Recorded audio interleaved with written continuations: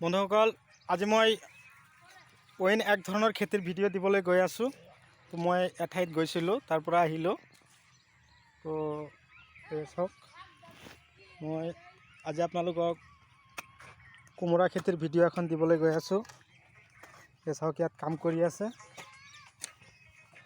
ইফালে চাওক, তিতা কেৰেলা আছে, বিন আছে। তো মই ইফালে যাম। কোমোৰা খেতি পালোহি।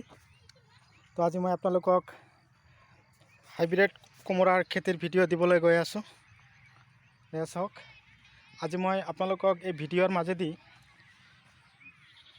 দুই এষাৰ কথা কৈ দিছোঁ। আপোনালোকে আশা কৰোঁ মোৰ কথাখিনিৰ ওপৰত অকণমান গুৰুত্ব দিব।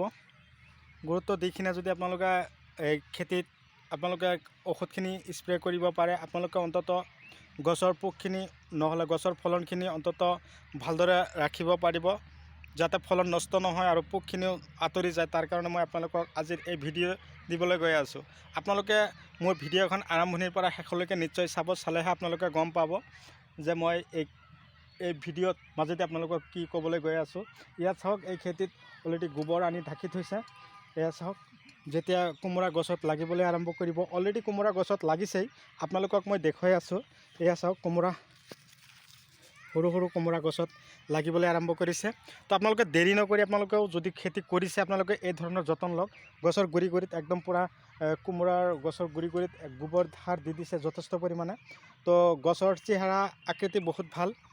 এতিয়া গছৰ পাতখিনিত অকণমান পোকে ডিষ্টাৰ্ব কৰি আছে আৰু ফলনবিলাক এনেকুৱা ধৰণৰ ফলন গছত লাগি আছে। এইবিলাক ফলন যাতে নষ্ট নহয়, তাৰ কাৰণে ঔষধৰ নামখিনি আপোনালোকক কৈ দিম। সেই ঔষধখিনি যদি আপোনালোকে গছত স্প্ৰে কৰিব পাৰে, তো বন্ধুসকল চাফিচিয়েণ্ট আপোনালোকৰ গছত আৰু পোক নাথাকিব, ফলন ভাল হ'ব।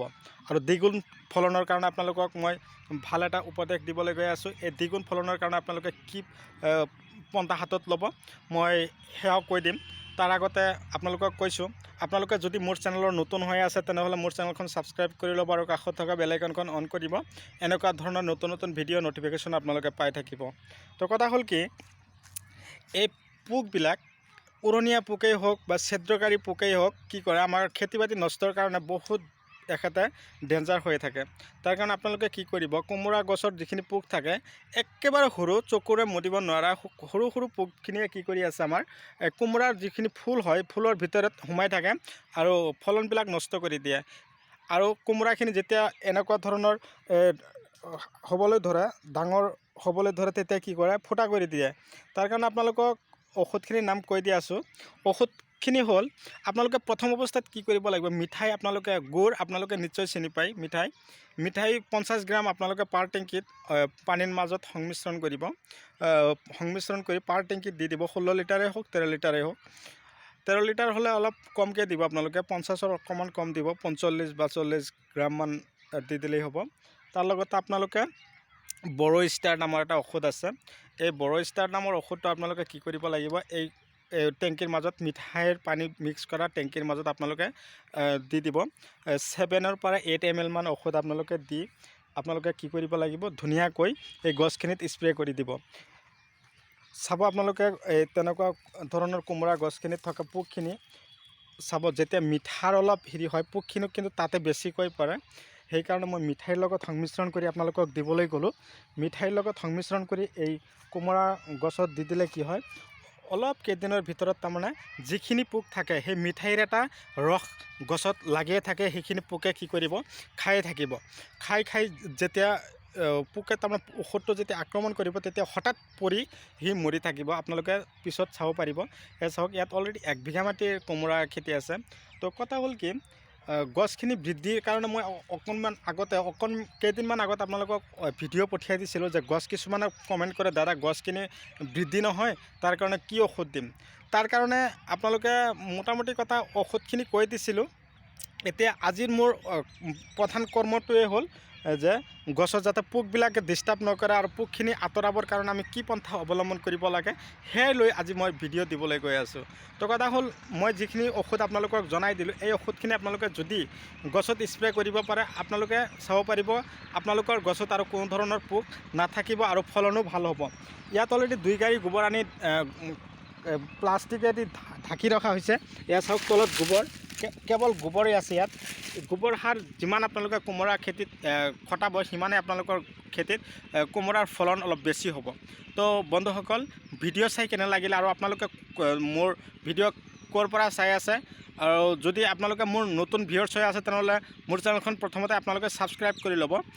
কথা হ'ল কি, এই কোমোৰা আটাইতকৈ ফলন দিয়াৰ ভিতৰত চব্জিৰ ভিতৰত আটাইতকৈ তাৰমানে অলপ দিনৰ ভিতৰত ডাঙৰ দীঘল হোৱা বিক্ৰী কৰিবৰ কাৰণে ফলন দিয়াৰ প্ৰধান শস্যটোৱে হ'ল কোমোৰা। কোমোৰাত আটাইতকৈ তাৰমানে বিঘাই প্ৰতি আপোনালোকে 2 পৰা 2.5 লাখ টকাও ইনকাম কৰিব পাৰিব। কথা হ'ল কি, কেৱল কৰি থ'লেও নহ'ব, আপোনালোকক কেৱল ক'লোঁ যে 2 পৰা 2.5 লাখ টকা ইনকাম কৰিব পাৰিব, কিন্তু কথা হ'ল আপোনালোকে লগাই থ'লেতো নহ'ব, তাত যিখিনি কৰ্ম যিখিনি দক্ষতা আপোনালোকে দেখুৱাব লাগিব, তেতিয়াহে আপোনালোকৰ ফলন আহিব। 1 বিঘা মাটিৰ পৰা কিছুমান মানুহে 15টা কোমোৰা কাটিব নোৱাৰে, আৰু কিছুমান মানুহে ধৰক 1 বিঘা মাটিৰ পৰা অন্ততঃ কি কৰি আছে, 1 বিঘা মাটিৰ পৰাই 2 পৰা 2.5 লাখ টকা ইনকাম কৰি আছে, বিক্ৰী কৰি আছে, গাড়ীয়ে মাল লৈ বজাৰলৈ বিক্ৰী কৰি আছে। তো সেইবিলাক আপোনালোকেও কৰিব লাগিব। যদি এনেকুৱা পদ্ধতি আপোনালোকে অৱলম্বন কৰিব পাৰে, আপোনালোকেও চাব পাৰিব যে আপোনালোকৰ কোমোৰা খেতিৰ পৰা আপোনালোকে নিশ্চয় সফলতা অৰ্জন কৰিব পাৰিছে। খেতি কৰি যদি আপোনালোকে অযথা পেলাই থয় তেনেহ'লেতো নহয়। খেতিত যিখিনি কৰ্ম, যিটো সময়ত যি লাগে সেইখিনি আপোনালোকে দিব পৰা হ'ব লাগিব।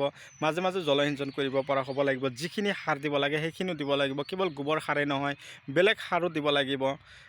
কেঁচু সাৰ আপোনালোকে কোমোৰা গছত দি চাব। তাৰ লগতে আপোনালোকে যদি পাৰে কোমোৰা খেতিত আপোনালোকে এই সৰিয়হৰ পৰা যিটো খৈল ওলায়, সেই খৈলটো যদি আপোনালোকে খেতিত দিব পাৰে, সেই খৈল আপোনালোকে ইউৰিয়া সাৰৰ লগত মিক্স কৰি যদি গছৰ গুৰি দি দিব পাৰে, তেনেহ'লে চাব আপোনালোকৰ গছত কিমান ফলন হয়। তো বন্ধুসকল মই দেৰি নকৰি মই আজি আপোনালোকৰ মাজৰ পৰা বিদায় লৈছোঁ। পিছলৈ আপোনালোকক পুনৰাই লগ পোৱাৰ আশাৰে আজি বিদায় লৈছোঁ। ধন্যবাদ।